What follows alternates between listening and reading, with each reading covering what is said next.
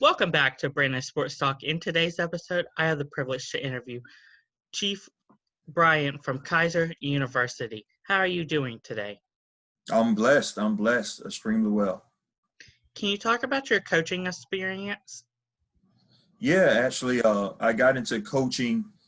I believe it was 2010, and it was funny. I was helping out the team during the summers, kind of coaching during like pro-am leagues, and my wife, who's now my wife, she actually went into Coach Tom Ryan's office and asked him to sign a book for me as one of like Christmas gifts. So that's what kind of opened the doors. Coach wasn't aware that I wanted to get into coaching, and honestly, I didn't know if I really wanted to do it myself. But once I found out that he was interested, I jumped on board. I came in and met with him and jumped on board. So I started in 2010, and I was a volunteer assistant for about 4 years, and came on full time around 2014. Can you talk about your experience at Eckerd College? Well, I graduated here in '05, so I played a couple years for Tom Ryan and absolutely loved the school. Born and raised from St. Petersburg, so I was playing close to home. A lot of family members were able to come see me play, so it was an amazing experience as a student athlete. And when I joined on staff, I felt like I was still home with not only the coaching staff, but with the guys we're bringing in. We have a great culture there. Coach Ryan did an amazing job in his 22 years of coaching. So I got a chance to really experience and learn from him. And a lot of things that I'll bring to Keiser will be things that I've learned through the 10 years that I was able to sit next to him on the sidelines as a coach. What was your playing career like? I was pretty good. I was an undersized post player, so perfect for the Division II level. 6'7" guy who pretty much was a back-to-basket guy, face up a little bit. I was blessed to be a two-time all-conference player.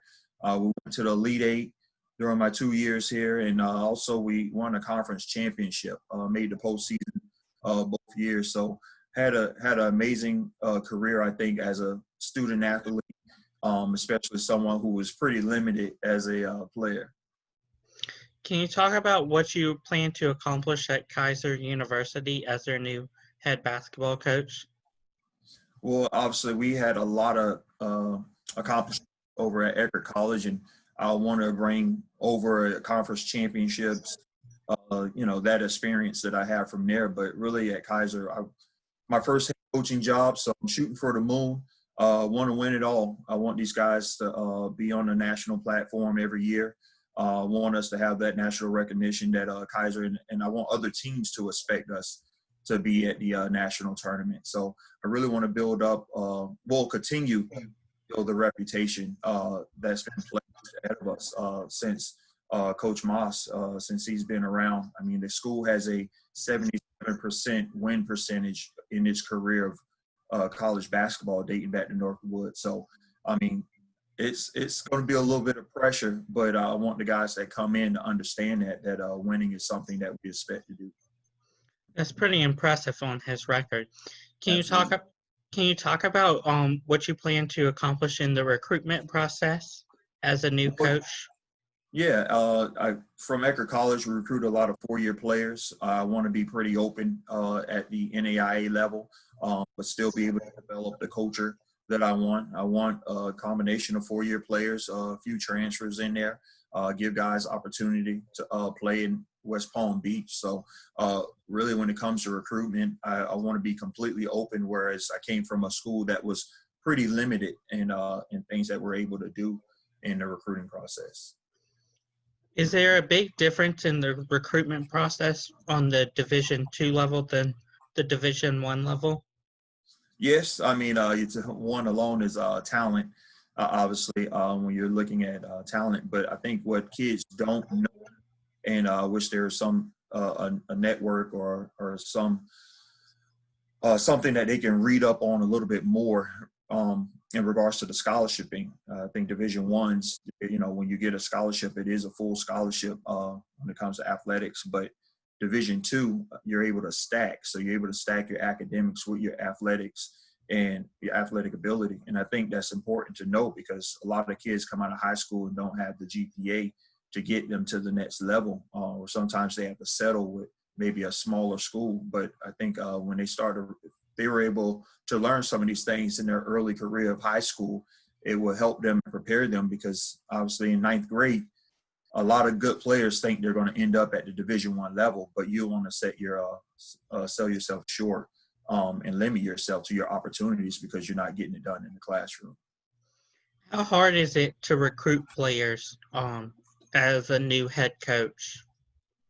Well, I mean, it just takes a lot of work. You have to find out, obviously, you find out the kind of kid that you want, and then you find out the person to talk to. You recruit the kid, you recruit the parents, you recruit the AAU coach, you recruit the current high school or JUCO coach, you recruit the handler, you talk to all hands to make sure you're talking to the right person. But it's important to remember that the players who's going to be on your team. So you can fall in love with all those other guys. But if you end up with a player that you don't like, I mean, that's the one that you're going to have for the next few years. How hard is it due to the coronavirus affecting recruitment? Extremely hard and very unfortunate for a lot of kids that didn't get the recognition in their early careers of high school. I think for coaches, the ones with the experience and the network and all the connections, those are the guys who probably benefit the most, being able to make the phone calls, because not a lot of us have been able to fly guys in and see them work out firsthand. So if you haven't seen them work out, then you're pretty much recruiting a kid that you probably don't know or you haven't seen play, and that's what you're banking on for the next few years when you sign them. So it's very unfortunate for the guys. Like I say, this is April's a huge month for a lot of kids who want on the radar. You think about all the exposure events that take place, the senior showcases, and coaches that are getting jobs like myself in the month of June, late May and June. It's tough because you're trying to still find the kids that are out there. And once again, you're not able to see them in a workout. What have you prepared yourself to do? Like, for example, have you done more Zoom calls, more video Absolutely. chats Yeah, when it comes to absolutely. recruitment? Mm-hmm. Virtually at Eckerd College, I think we probably have one of the better recruiting classes since I've been a part of the program across the board. And all of it was basically virtual. We called the guys. We were able to do a nice virtual tour for them, show them the palm trees and let them meet the staff. And I think that really helped us out. Coming into Keiser, a lot of the guys that are coming in board, Tay Norwood, the coach before me, did an amazing job with recruiting the guys who are returning and the guys that are coming in. So I was able to get a couple extra guys to come on board as well. But I mean, our class has been really, really good. And I think a lot of that is just personality. They're not able to see us, walk around with us, shake our hands, talk to us face to face. But if you're able to let them know as much as possible about you and your program virtually, then maybe you could come out on top. Can you talk about your playing experience in college? Like I say, I thought it was pretty good. We won a lot of games. I think we averaged around 23 wins per season. At the time, we broke some school records. So my experience was great. And I had an opportunity to play with some really good guys. Opportunity not to just, be next to them on the sidelines and on the court, but actually learn from some of the older guys that I played with. So, and I was dating back. I originally went to University of West Florida because I wanted to get away from home. So I went 8 hours away, but I got an opportunity when I transferred to meet Coach Ryan and, basically fell in love. And so I finished my career there. So I had the opportunity to see two different schools, two different programs, but meet a lot of guys. And I think that helped my overall experience. What advice would you give upcoming high school players looking to get recruited on the collegiate level? I think right now with everything that's going on, we don't know how pretty much summer's gone when it comes to AAU basketball and recruiting, and all the coaches are hoping that we get an opportunity in the fall to really see players. So right now, and I preach this a lot, but kids they have to recognize that everyone's watching them. Everyone is looking at what they do.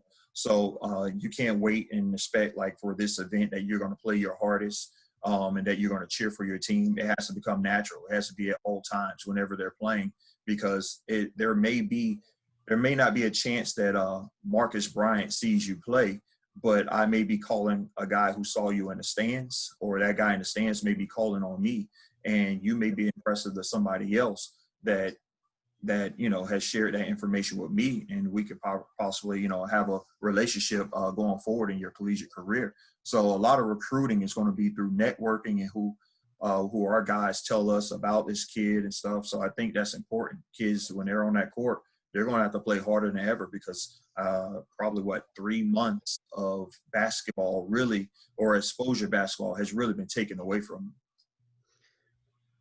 Thank you for that. What advice would you give upcoming college coaches looking to get into the profession? It's continue to network, grind, use connections. Once again, use your resources out there, get in gyms. I found that something that I started to do a little bit later in my experience or in my career was start to just going around the state and recruiting, but not getting into other coaches' gyms a lot. I try to find, if I'm going to recruit a kid in Fort Lauderdale, I want to look at the college coaches or programs that are around there and see if I can step in on a practice, at least, on every trip. So I think that's important, and you don't have to know someone personally to be able to receive that opportunity. And sometimes it takes a grind, takes a phone call, an email, maybe a knock on the door. But I think that's how it starts. A lot of guys have played at the high level, so they're able to start at the high level. But it doesn't matter if you play just JUCO ball or NAIA Division III or II.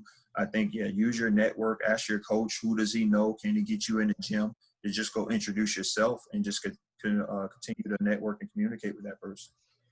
That's great advice. Where can my listeners find you at on social media? I'm late on the social media stage. Don't have a Facebook. I have Twitter. Try to put as much information up on that. Now that I have an assistant coach for the first time, I'll probably help him build my platform in regards to social media on the gram, or whatever the young guys call it or so. But right now it's just Twitter at Coach Cheif MB. You can find out more information. You'll be seeing a lot come through about Keiser University. Thank you again for your interview, Coach Cheif. Brandon, I appreciate you having me, man. Like I say, it's my first head coaching job, so I'm going 100 miles per hour now. Very excited about it. So if you, even yourself, you need any advice or anything, or if you want to do another one of these later in the season, hopefully we're having some success that you won't just get rid of my number. You'll call me back. Thank you. You can find Brandon Sports Talk on Facebook on Brandon Sports Talk. You can find me on Instagram at Brandon Sports Talk. You can find me on Twitter at Brandon Talk_Brandon. And you can find me on YouTube at Brandon Sports Talk. Don't forget to like, comment, and subscribe. Thank you again, Coach Cheif, for your interview. Thank you, and God bless.